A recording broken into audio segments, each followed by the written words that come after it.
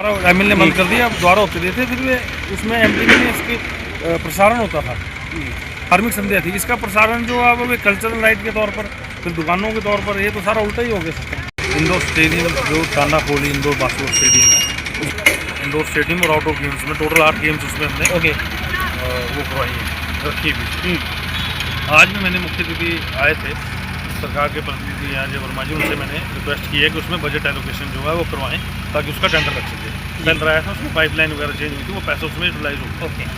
अब मैं सांसद निधि से उनका भी मैं यहाँ से धन्यवाद करना चाहता हूँ, माननीय सांसद डॉक्टर जी भारद्वाज जी का, माननीय सांसद सुश्री इंदु गोस्वामी जी का, जिन्होंने अभी 5-5 लाख रुपये पिछले हफ्ते हाल ही भी दिया है इंडोर स्टेडियम जी। और आज ये भी अनाउंस करके गए और उन्होंने बोला कि मैं सीएम साहब से इसमें बजट जो है ये एक घोषणा हुआ प्रोजेक्ट है, प्रोजेक्ट पूरा नहीं कांग्रेस और इसमें बीजेपी का सवाल नहीं, ये कांगड़ा का प्रोजेक्ट है। और मैं बताऊँ ये कांगड़ा के युवाओं के लिए अब सब सरकारें, सब लोग अपनी जिम्मेदारी से चिट्टा मुक्त करने के वो कर रहे हैं। चिट्टा मुक्त करने के साथ ये जो युवा वर्ग को अगर हम खेलों से जोड़ेंगे, बहुत एक अहम चीज़ है जो अब इसको हम जोड़ेंगे तो ही चिट्टा से दूर होंगे लोग। जो इंडोर स्टेडियम है हमारा, उसमें 250 से 300 कांगड़ा के नौजवान जो है डेली प्रैक्टिस करेंगे और वो अपनी प्रतिभा जो है, हमारे कांगड़ा में प्रतिभा की कमी नहीं है। अब मैंने इसके लिए थोड़े दिन पहले माननीय अपने विधायक काजल जी, उनसे भी रिक्वेस्ट की थी। जो एमएलए प्रायोरिटी में 15 लाख रुपये आता है, बिल्कुल बात होने से पहले एमएलए प्रायोरिटी में जो 15 लाख रुपये आता है, वो 15 लाख रुपया वो हमारे को इसके लिए दे दें जी।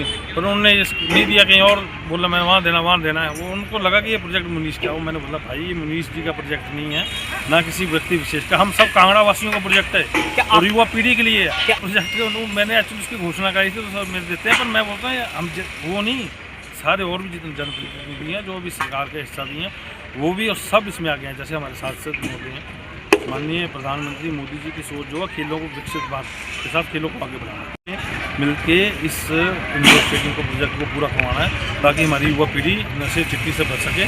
साथ में ये वरदान है युवा पीढ़ी के लिए, कांगड़ा के लिए एक वरदान है इंडोर स्टेडियम, क्योंकि हमारा जो कांगड़ा है वो वेल कनेक्टेड है एयरवेज से, ट्रांसपोर्ट से, रहने की सुविधाएँ खुली है, रेलवेज़ हैं, तो हम यहाँ पे बड़ा इवेंट भी करा सकते हैं जिससे हमारे बच्चों को यहाँ पर देखने को मिलेगा और सीखने को मिलेगा। जो बच्चे हमारे आगे से, क्योंकि मात्र हमारे पास एक ही ग्राउंड बड़ा है जिसमें और फैसिलिटी कोई नहीं है। तो कांगड़ा विधानसभा के लिए जब युवा के लिए फैसिलिटी आएगी तो यहाँ पे अवश्य युवा का जो भविष्य खिलेगा। नहीं, हम सबको मिलजुल के आगे बढ़ के प्रोजेक्ट कराना है। मतलब जो हमारे बच्चे चिट्टा से बच्चे बचाने, नशे से बचाने, तो बच्चों को आप खेलों की साइड उनकी एक्टिविटी दोगे, कुछ दोगे, उनको मंच दोगे तो ही अपने दिमाग हटेगा उनसे।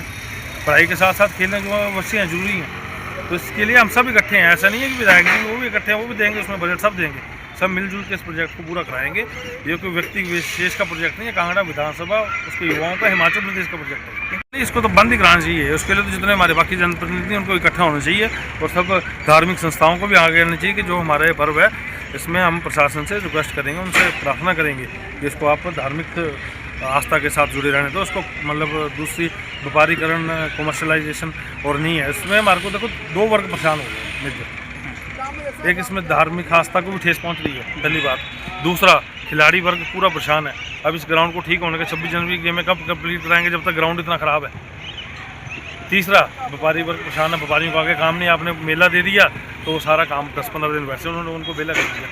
3 चीज़ें हैं, तो तीनों फैक्टर्स को प्रशासन भी इस चीज़ को ध्यान रखेगा और जो हमारे यहाँ के जनप्रतिनिधि उनसे हम रिक्वेस्ट करेंगे वो आगे इस मैटर को रखें। तो बोला तो मेरे को जो मन में था, पीड़ा हुई कि ग्राउंड की हालत खस्ता है और 2 वर्गों को नुकसान है, व्यापारी वर्ग को भी, खिलाड़ी वर्ग को भी नुकसान है, तो उस चीज़ को मैं रखूँ।